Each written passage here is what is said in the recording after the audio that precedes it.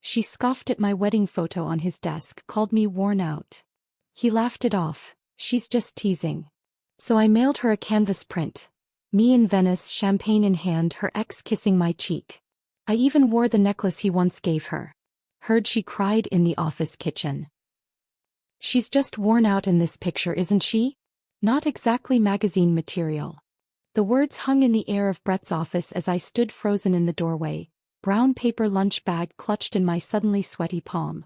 Monica hadn't noticed me yet, her manicured finger tapping our wedding photo on my husband's desk as she leaned over it, speaking to someone on her headset. My throat tightened as I recognized the silver frame I'd carefully selected just 6 months ago. Brett had insisted on displaying it prominently. "So I can see your face when you're not here," he'd said. "I mean, look at those dark circles." "Honeymoon must have been exhausting," Monica continued with a throaty laugh, adjusting her perfectly tailored blazer. "Or maybe marriage already took its toll." I cleared my throat, stepping into the office. "The lunch I promised," I announced, my voice steadier than I felt. Monica's head snapped up, those calculating blue eyes widening for just a fraction of a second before her practiced smile appeared. "Lindsay. What a surprise," she cooed, straightening to her full height, at least 3 inches taller than me in her stilettos. "Brett stepped out for a meeting. Should be back in 10. "I heard what you said." The words tumbled out before I could stop them, surprising even myself with their directness. The homemade turkey club sandwiches suddenly felt childish in their wax paper wrapping. Monica blinked once, then twice before her smile widened. "About the photo? Oh honey, I was just chatting with my friend about wedding pictures in general. You know how they never quite capture us at our best." She didn't even have the decency to look embarrassed. I set the lunch bag on Brett's desk, carefully positioning it next to the silver frame. Our wedding day, me in my mother's restored lace gown, Brett looking handsome and nervous in his charcoal suit. I didn't look worn out. I looked happy. "Brett should be back soon," Monica repeated, sliding back to her desk just outside Brett's door. "I'll let him know you're here." I sank into Brett's leather chair, my fingertips tracing the edge of our photo. 6 months married after 3 years of dating. Brett's promotion to regional sales manager had come just 2 weeks after our honeymoon, bringing us to this sleek midtown office with its view of Manhattan and bringing Monica into our lives as his newly assigned executive assistant. "Sweetheart. What a surprise." Brett's voice boomed as he entered, portfolio tucked under his arm. His smile was genuine, crinkling the corners of his eyes as he leaned down to kiss me. He smelled of coffee and that woodsy cologne I'd given him for Christmas. "I brought lunch," I said, standing to accept his embrace. Over his shoulder, I could see Monica watching us, her expression unreadable. "And I heard your secretary commenting on our wedding photo." Brett's smile faltered slightly. "What do you mean?" "She was talking about me looking worn out in our wedding picture. While you were gone." Brett glanced toward Monica, who was suddenly very interested in her computer screen, then back to me. His laugh was dismissive, a sound I'd never heard directed at me before. "Oh, that's just Monica being Monica. She teases everyone. You should hear what she says about my presentation skills." He squeezed my shoulder. "Don't take it personally." The casual brush-off stung worse than Monica's original comment. I pulled away slightly. "It felt personal, Brett. Linz, she's just got a dry sense of humor. It's how she is with everyone around the office." Brett was already moving on, opening the lunch bag with appreciation. "You made my favorite. And is that your special aioli?" I nodded automatically, watching as he unwrapped the sandwich with childlike enthusiasm. Through the open door, I could see Monica glance our way, her perfectly shaped eyebrow arching slightly before she returned to her typing. "Actually, I think I heard the Johnson file come in," Monica called out, rising from her desk with a folder in hand. She appeared in the doorway, knocking lightly on the already open door. "Sorry to interrupt your lunch." "Perfect timing, come in," Brett replied, gesturing her forward. "Lindsay just brought these amazing sandwiches. There's plenty if you want one." My sandwich turned to sawdust in my mouth as Monica glided into the room, accepting Brett's offer with practiced grace. "That's so thoughtful of you both, but I brought my salad today. Watching the carbs, you know." She patted her flat stomach with a wink. I watched as she handed Brett the folder, their fingers brushing slightly in the exchange. Something shifted in my chest, a tightening I couldn't quite identify. Oh, and Brett, don't forget the conference call at 2. I've prepared those projection slides you needed. The casual intimacy in her voice made my skin prickle. You're a lifesaver, Mon, Brett replied, using a nickname I'd never heard before. Seriously, Lindsay, I don't know what I'd do without her. She remembers everything. Everything except professional boundaries, apparently, I muttered under my breath. What was that? Brett asked, looking up from the folder. Nothing, I replied, forcing a smile. Just thinking about your busy schedule. Monica lingered, making small talk about office gossip, names and situations I didn't recognize, but that had Brett chuckling easily. I noted how she leaned against his desk, how her laughter came quick and musical at his jokes, how she seemed to have carved out a space in his daily life that I knew nothing about. When she finally left, closing the door with a gentle click, the office felt different. The photo on Brett's desk suddenly seemed like a relic from another time rather than a 6-month-old memory. She's nice, right? Brett asked between bites.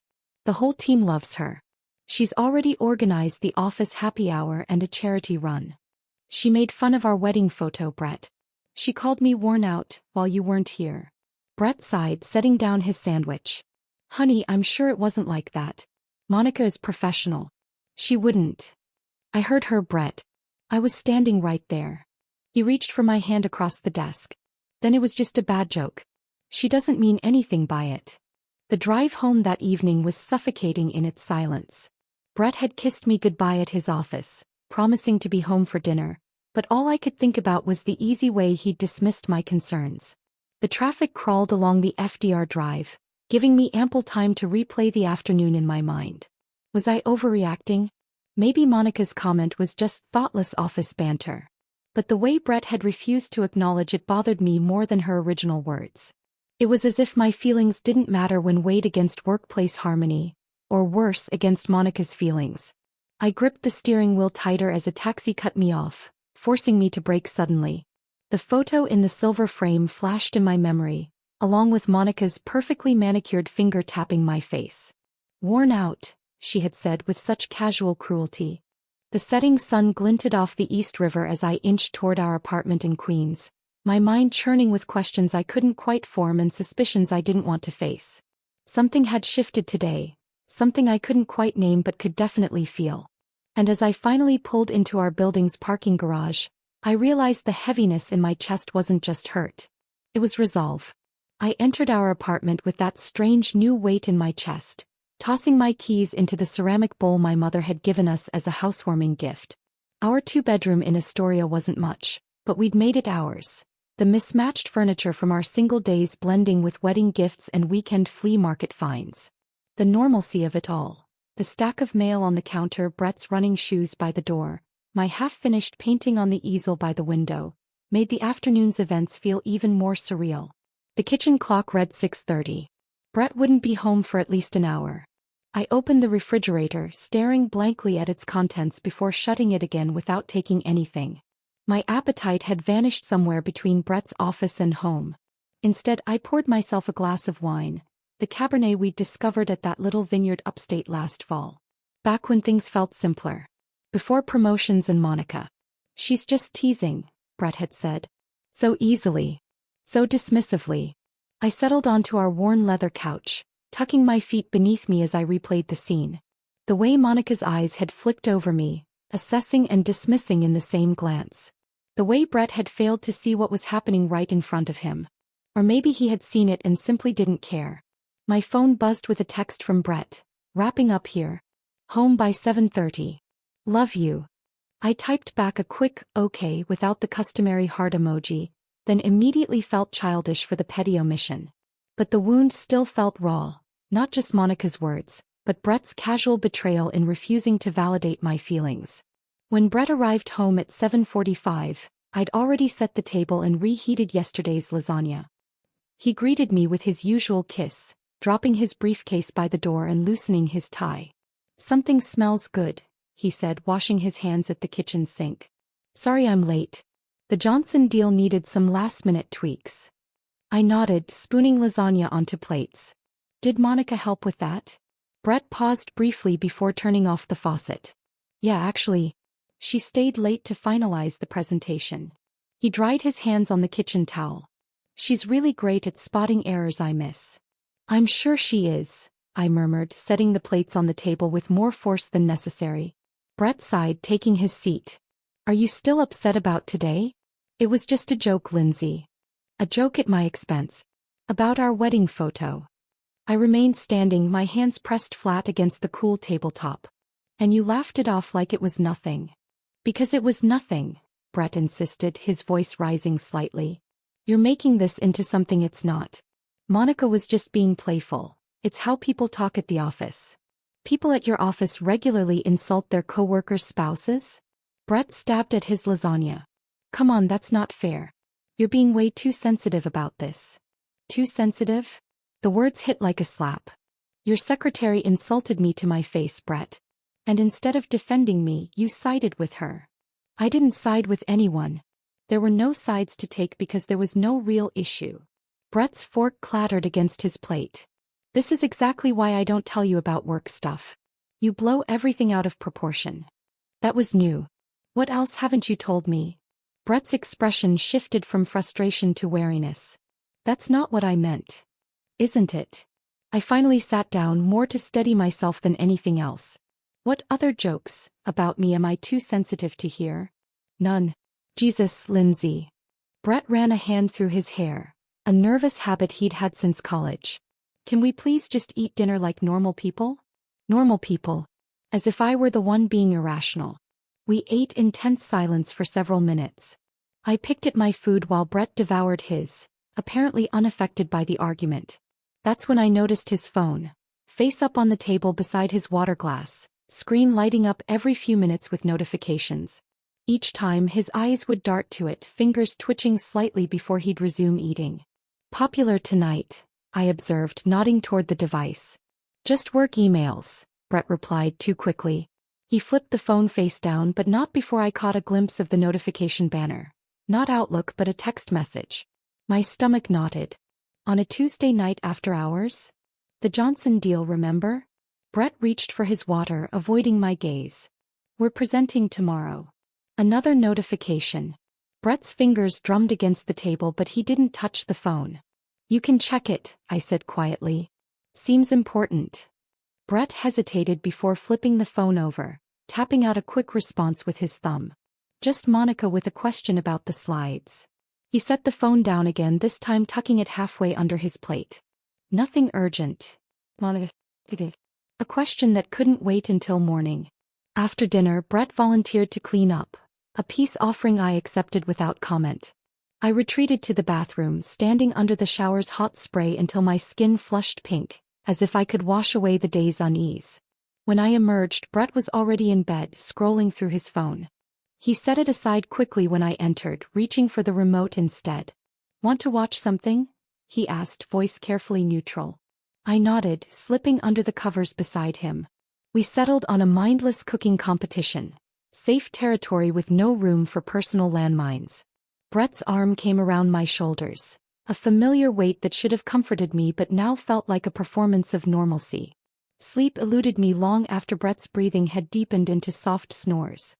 His phone sat charging on his nightstand, its presence somehow accusing in the darkness. I stared at the ceiling, cataloging the day's red flags like counting sheep. Monica's comment, Brett's dismissal, the secretive texts, his defensiveness at dinner. Was I truly being oversensitive? 6 months ago, I'd walked down the aisle certain of Brett's love, of our future together. Now doubt crept in like rising floodwater, seeping into every crack in our foundation. Around 3 a.m. Brett's phone buzzed again. A single vibration, screen briefly illuminating the wall before going dark. A late-night text that couldn't wait until morning. My fingers itched to reach across him, to confirm or dispel my suspicions with a single glance. But something held me back. Not just the risk of waking him, but a deeper instinct warning me against learning a truth I wasn't prepared to face. Instead, I carefully slid out of bed and padded to the kitchen. Our wedding album sat on the bookshelf beside cookbooks we rarely used. I pulled it down, settling onto the sofa to page through memories still fresh enough to sting. Brett's face as I walked down the aisle, our first dance, cake smeared on noses, goodbye hugs as we left for our honeymoon. In none of those photos did I look worn out. I looked radiant, hopeful, in love. What had changed in 6 months? The promotion, yes. The new office. Monica. But something else had shifted too. Something in Brett or in me or in the space between us. Dawn found me still on the couch, the album closed on my lap. A decision crystallizing in my mind. Direct confrontation wouldn't work. Brett had already shown he would dismiss my concerns, paint me as irrational. Demanding answers would only push him further away, make him more secretive. No, this required a different approach. If Monica wanted to play games, I could play too, but with my own rules. I wouldn't confront Brett about his texts, his defensiveness, his secrets. Not yet. First, I needed to understand exactly what I was dealing with. And then I would respond in a way neither Brett nor Monica would see coming. As the first rays of sunlight filtered through our blinds, I returned the album to its shelf and began making coffee, a plan already taking shape in my mind. Brett would wake to find his wife smiling, apologetic for overreacting yesterday. He wouldn't suspect a thing. Brett entered the kitchen 15 minutes later, his hair still damp from the shower. He hesitated briefly when he saw me standing there with coffee already brewing, clearly expecting the tension from last night to continue. "Good morning," I said, offering a warm smile that didn't quite reach my eyes. "Coffee's almost ready." Relief washed over his face. "Thanks, babe. Listen, about last night." "Let's not rehash it," I interrupted, sliding a mug toward him. "I thought about it and maybe I did overreact a little. Office culture can be different from what I'm used to." Brett's shoulders visibly relaxed as he doctored his coffee with cream and sugar. "I appreciate that, Linz. I hate fighting with you." "Me too." I leaned against the counter, watching him over the rim of my mug. "Actually, I was thinking I should make more of an effort to get to know your work friends. Maybe we could plan something." Brett nearly choked on his coffee. "Really? I mean, that would be great. The company picnic is next month. Why wait that long? What about happy hour this week?" I suggested casually. "You're always talking about those Thursday gatherings. You'd want to come to that?" Brett looked both pleased and slightly bewildered. "Yeah, sure. The team would love to meet you." "Great," I replied, dropping a kiss on his cheek as I passed by to grab my phone. "Text me the details." As soon as Brett left for work, I dropped the facade. My smile faded, replaced by focused determination as I opened my laptop at the kitchen table.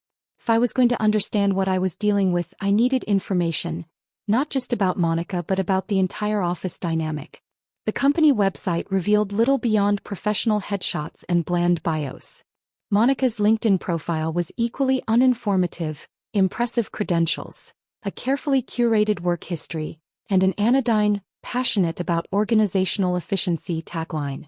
Nothing personal, nothing revealing. I switched to Instagram, searching for her name. Her profile was private, but her profile picture showed her on a beach somewhere tropical, sunglasses perched on her perfect nose.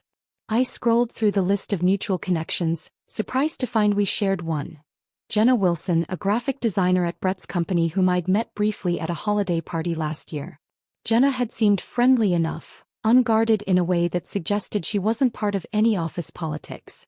The perfect source of information. I crafted a casual message. "Hey Jenna. It's Lindsay, Brett Miller's wife. We met at the Christmas party. I'm planning a surprise for Brett's birthday and wanted to get some input from his work friends. Any chance you're free for coffee this week?" Her response came within the hour. "Lindsay. Of course I remember you. Coffee sounds great. Tomorrow at 1? There's a cute place near the office called Grounded." Perfect. The next day I arrived early at the coffee shop, securing a corner table where we could talk without being overheard. Jenna breezed in 5 minutes late, apologizing as she unwound a colorful scarf from her neck. "Sorry. Design meeting ran long. You look great, by the way." She settled into the chair across from me, ordering a chai latte when the server approached. "Thanks for meeting me," I said after we'd exchanged pleasantries. "Brett's so private about work stuff, I sometimes feel like I'm missing half his life." Jenna laughed, a genuine sound that put me at ease. "Brett's one of the good ones. Keeps his head down, does great work. Not like some of the office drama queens."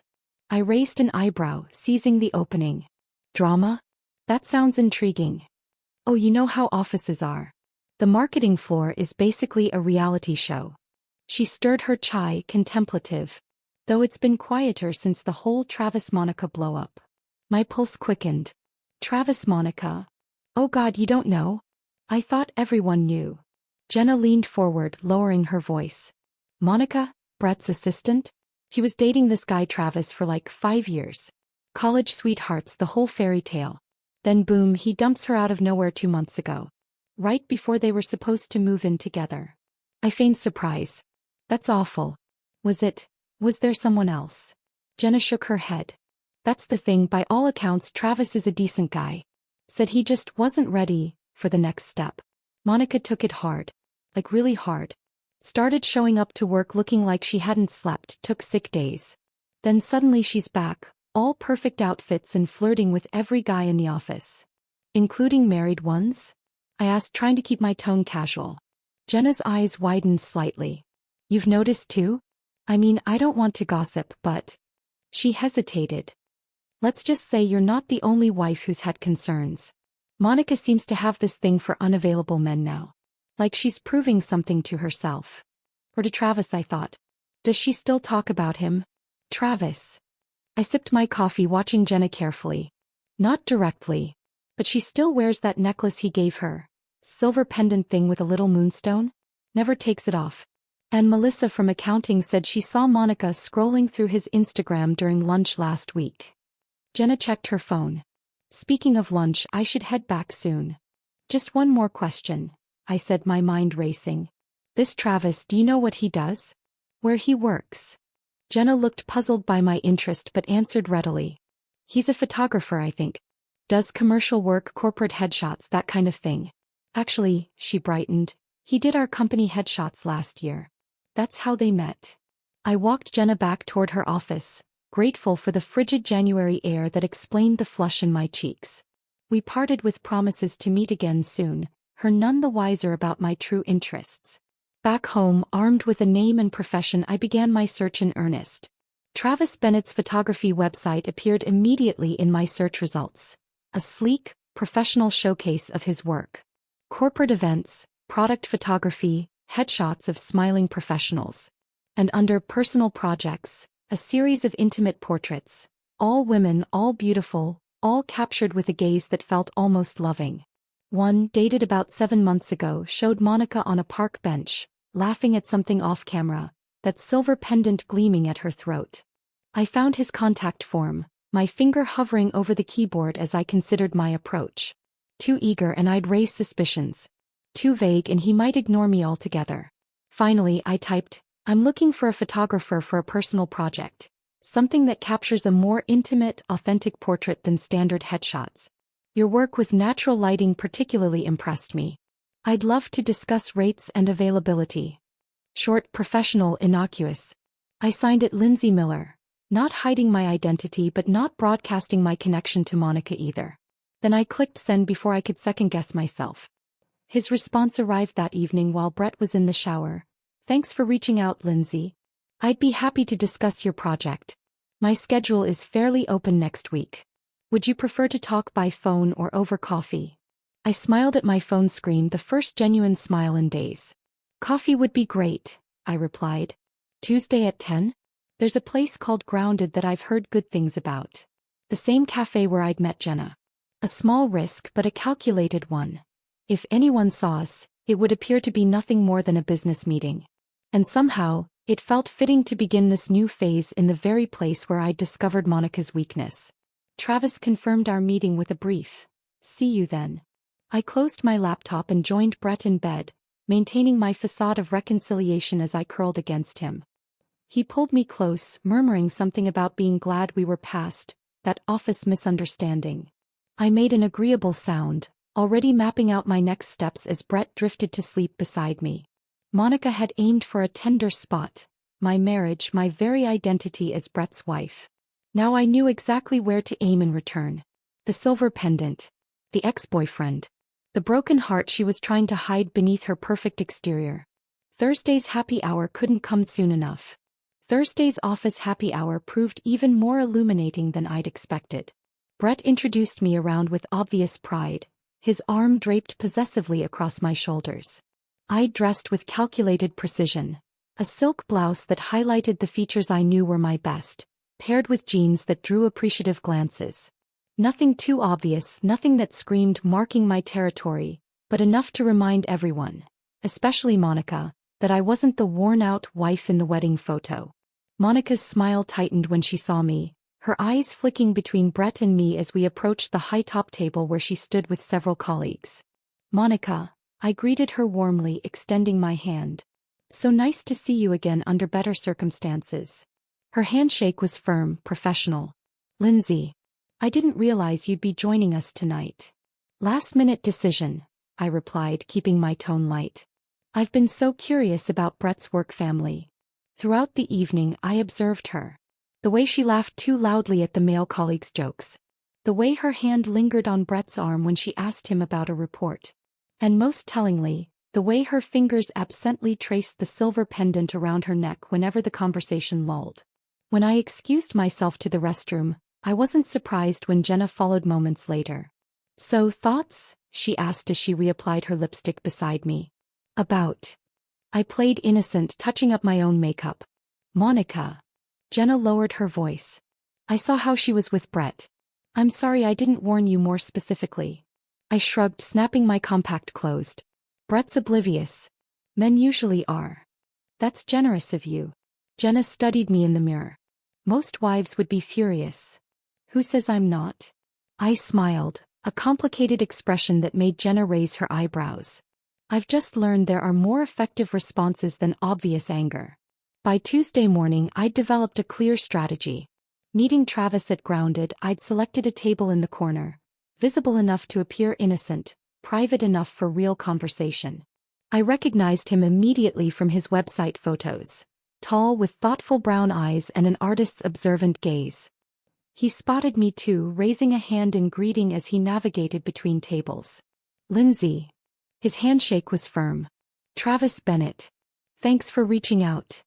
"Thanks for meeting me," I replied, noting how his eyes assessed me, not flirtatiously, but with a photographer's attention to angles and light. "Your portfolio is impressive. You mentioned a personal project?" He settled across from me, placing a leather portfolio on the table between us. I took a deliberate breath. "Yes, though I should probably be more direct about what I'm looking for. I want portraits that capture a very specific emotion, victory." His eyebrows rose slightly. "That's specific.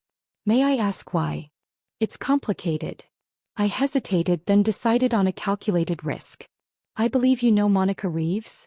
Travis stiffened visibly, his expression closing. "I do." "Is this about her?" "In a way," I admitted. "I'm Brett Miller's wife. Brett is Monica's boss." Understanding dawned in his eyes, followed by wariness. "Look, if this is about Monica and me." "It's about Monica and my husband," I interrupted quietly. "Or rather, about how she treated me and how he failed to defend me." I explained the wedding photo incident, keeping my tone measured, reasonable. Travis listened without interruption, his photographer's eyes never leaving my face. When I finished, he sat back. "That sounds like Monica. Especially lately." "Lately?" He sighed, turning his coffee cup in slow circles. "After we broke up, he changed. Started pursuing unavailable men, flaunting it on social media where she knew I'd see. It wasn't like her. Or at least not like the woman I thought I knew." "Why did you end it?" I asked, genuinely curious. "Because I realized she wanted a prop more than a partner." His honesty surprised me. Someone successful enough to show off, attentive enough to validate her, but not independent enough to challenge her narrative. When I stopped playing along, things unraveled quickly. I nodded, understanding more than he knew. "And the necklace she still wears?" A shadow crossed his face. "A moonstone pendant. My last gift to her, for our 5-year anniversary, 3 weeks before I ended things. I didn't realize she still wore it." "Every day," I confirmed. "It seems to mean something to her." Travis was quiet for a moment. "What exactly are you proposing, Lindsay?" "A photo that would show Monica I'm not to be trifled with. Nothing explicitly cruel, just me looking happy with you in the frame. Wearing a similar necklace." "To what end?" "Peace of mind," I replied simply. "And perhaps a reminder that actions have consequences." He studied me for a long moment. "I should say no." "But you won't," I observed. Travis smiled slightly. "I have a commercial shoot in Chicago next week. The client wants skyline and lakefront imagery for their annual report. If you're serious about this, it would be the perfect backdrop. Chicago. I repeated, intrigued by the unexpected development. Magnificent mile downtown, the works. All expenses covered by the client. He pulled out his phone, checking his calendar. I'll be there Thursday through Saturday. You could fly in Friday, we'd shoot that evening, and you'd be home by Saturday night. And Brett would never need to know, I mused. That part's up to you. Travis shrugged. I'm just offering a professional service. I considered the logistics. A day off work, a plausible excuse for Brett. I'd need to find a necklace similar to Monica's. I have contacts in the jewelry district, Travis offered, then caught himself with a self-deprecating laugh. Listen to me enabling this whole scheme. Having second thoughts? No, he admitted. Monica made her choices. And frankly, what you're proposing is pretty mild as revenge goes. We spent the next hour finalizing details. Flight times, the exact location for the shoot, the artistic direction. Travis was surprisingly enthusiastic about the creative aspects, suggesting the Drake Hotel's terrace for its stunning lake views and iconic Chicago backdrop. We'll need props, he noted, making notes on his phone. Champagne definitely. Elegant but relaxed attire. And that necklace. The moonstone should catch the evening light perfectly. I found myself smiling genuinely for the first time in days. You're really getting into this. Professional pride, he replied with a wink. Even revenge photos should be technically excellent. 3 days later, a small package arrived from a Chicago jeweler. A silver pendant nearly identical to Monica's, but with subtle differences only its original owner would notice. I tucked it away in my jewelry box, heart racing with anticipation. Friday arrived with perfect spring weather. I'd told Brett I was visiting a college friend in Pittsburgh. A plausible lie he accepted without question, too preoccupied with a major client presentation to probe further. The flight to Chicago was quick, just under 2 hours, giving me time to check into the Drake and prepare for the evening shoot. Travis met me in the lobby at 6, equipment cases in hand. Perfect timing. The light will be golden in about 40 minutes. His eyes fell to the pendant around my neck. That's uncanny. Your jeweler friend has excellent taste, I replied, touching the stone self-consciously. The hotel's terrace was everything Travis had promised. Elegant, with breathtaking views of Lake Michigan stretching to the horizon. A small table had been set with champagne and 2 glasses, the evening sun casting everything in a warm, flattering glow. Stand here, Travis directed, positioning me against the stone balustrade. Now lift your glass slightly. Perfect. For the next hour we worked through various poses. Some casual, some more deliberate. Travis was professional throughout, guiding me with clear instructions while explaining his artistic choices. Now for the money shot, he said finally, setting his camera on a tripod. I'll set the timer, join you in the frame, and the camera will capture the moment. Ready? I nodded, heart pounding as he programmed the timer and moved quickly to stand beside me. His arm slipped naturally around my waist, his other hand raising his champagne glass to mine. 3, 2, 1, he counted down. Then just as the shutter clicked, he leaned in and pressed his lips gently to my cheek. The intimacy of the moment caught me off guard. Not just the kiss but the entire charade we'd constructed. For a brief second, I wondered if I'd crossed a line I couldn't uncross. Got it, Travis said, stepping away to check the camera's display. Come see. The image on the small screen took my breath away. We looked like lovers, relaxed, intimate, celebratory. The pendant gleamed at my throat, catching the golden light exactly as Travis had predicted. My smile looked genuine, my eyes bright with excitement rather than calculation. It's perfect, I whispered. Travis nodded, his expression unreadable. It tells exactly the story you wanted to tell. As we packed up the equipment, our conversation turned reflective. Do you think this will actually change anything? Travis asked. Maybe not, I admitted. But it will let Monica know I'm not a passive target. And it might make Brett realize there are consequences to dismissing me. Fair enough. Travis hesitated. For what it's worth, I think Brett's an idiot for not appreciating what he has. I smiled, touched by the unexpected compliment. And Monica? Monica is fighting her own demons, Travis said quietly. That doesn't excuse her behavior, but it might explain it. We parted in the hotel lobby, our mission accomplished. As I watched him walk away, camera cases in hand, I felt a strange mix of emotions. Satisfaction at a plan well executed, lingering doubts about its moral implications, and a surprising regret that our unusual collaboration was ending. Back in my room, I studied the digital images Travis had sent to my phone. In each one, the pendant caught the light perfectly, a shining silver beacon against my skin, a message only Monica would fully understand. Now all that remained was deciding how best to deliver it. The Saturday flight home from Chicago gave me ample time to finalize my plan. I scrolled through the photos Travis had sent, each one more perfect than the last. But one stood out clearly. The moment he'd kissed my cheek, champagne glass raised in a toast, the golden sunset burnishing everything with a romantic glow. The pendant gleamed at my throat, unmistakable against my skin. I'd expected to feel triumphant. Instead, I felt a complex mix of emotions. Satisfaction, yes, but also a sobering awareness of what I was about to set in motion. Travis's parting words lingered in my mind. Everyone has their reasons. Was I any better than Monica, using a connection with Travis to wound someone else? But then I remembered her casual cruelty, her finger tapping my face in the wedding photo. "Worn out," she'd said. And Brett's dismissive laugh afterward. A betrayal that cut deeper than Monica's original insult. No, this wasn't about petty revenge. This was about respect, about consequences. About making it clear that I wasn't someone who could be mocked without repercussion. Brett was waiting when I arrived home, eager to hear about my fictional weekend with my college friend. I spun a web of harmless lies, brunch details, a museum visit, catching up on old times.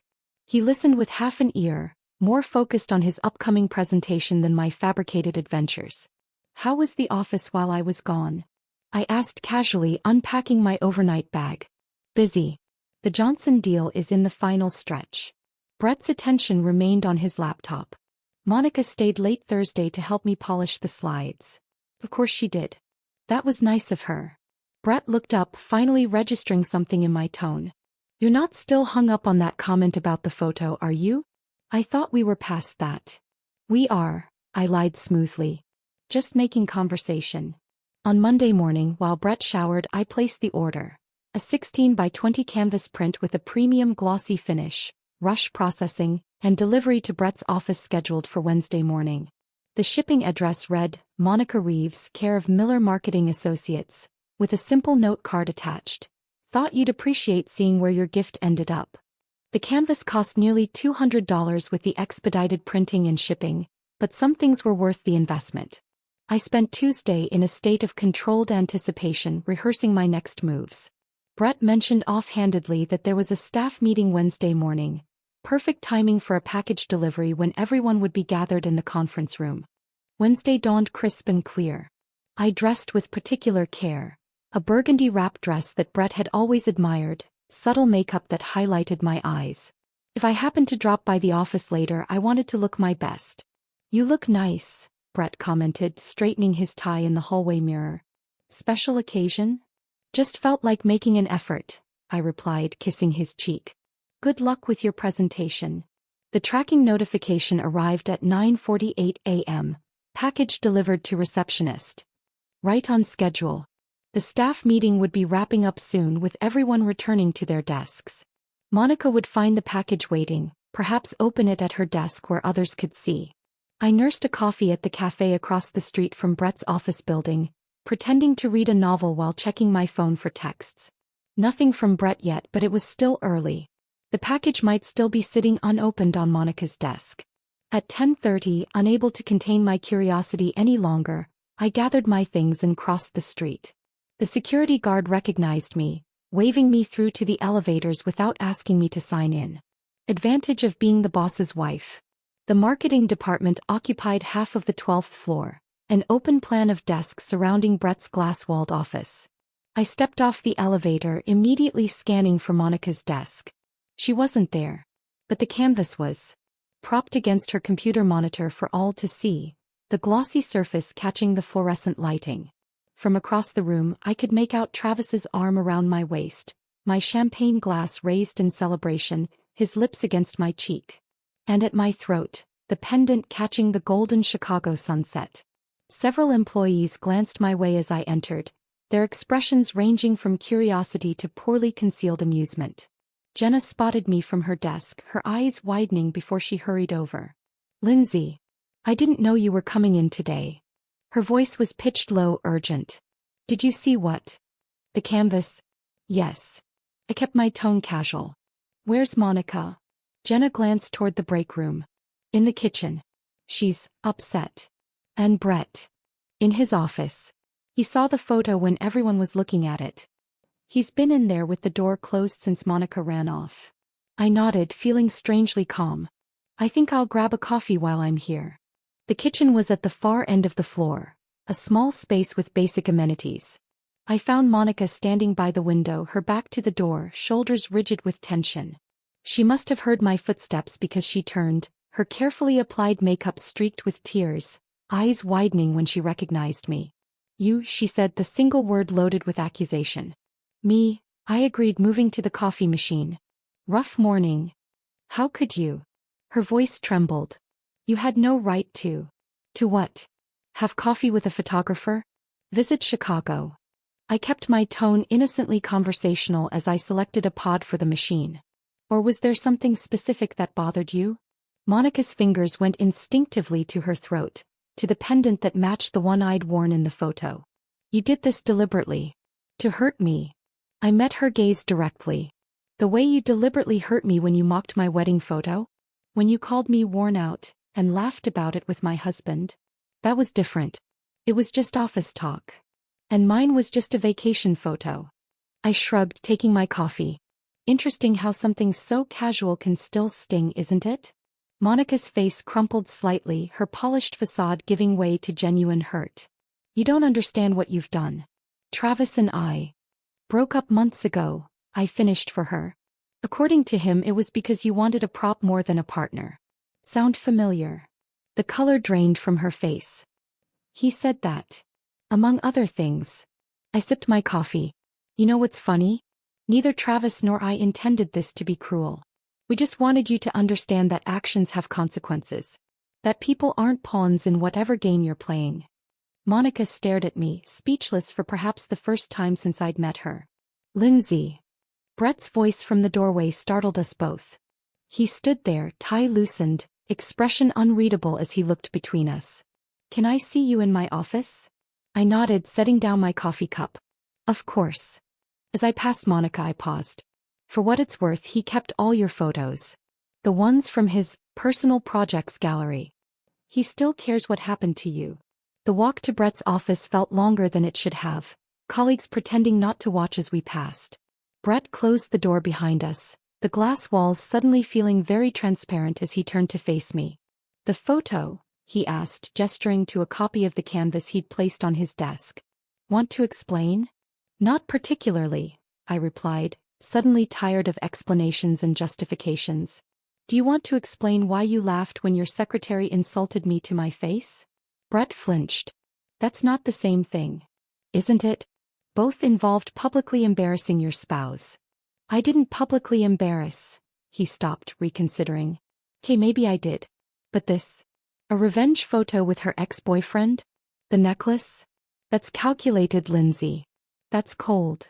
"Yes," I agreed simply. "It was." Brett stared at me as if seeing me for the first time. "I didn't think you were capable of something like this." "That's the problem, isn't it? You didn't think about me at all." I moved toward the door. "The question isn't whether I was right to send that photo, Brett. It's why I felt I needed to in the first place." I left him standing by his desk, the glossy canvas between us like a declaration. As I passed Monica's empty desk, I noticed she'd turned the photo face down, hiding Travis's kiss and my triumphant smile from curious eyes. But it was too late. The message had already been delivered, the damage already done. To Monica's carefully constructed image. To Brett's comfortable obliviousness. Perhaps even to my own sense of who I was and what I was capable of. The canvas had spoken volumes. Now we would all have to live with what it had revealed. If this story of sweet revenge had you on the edge of your seat, smash that like button right now. My favorite part was when Lindsay wore Monica's necklace in that perfect photo with Travis. What was your favorite moment? Was it when Monica called Lindsay worn out? Or when Brett dismissed his wife's feelings? Maybe it was the tearful kitchen confrontation at the office? Drop it in the comments below. Don't miss more thrilling stories like this. Subscribe and hit that notification bell so you never miss an upload.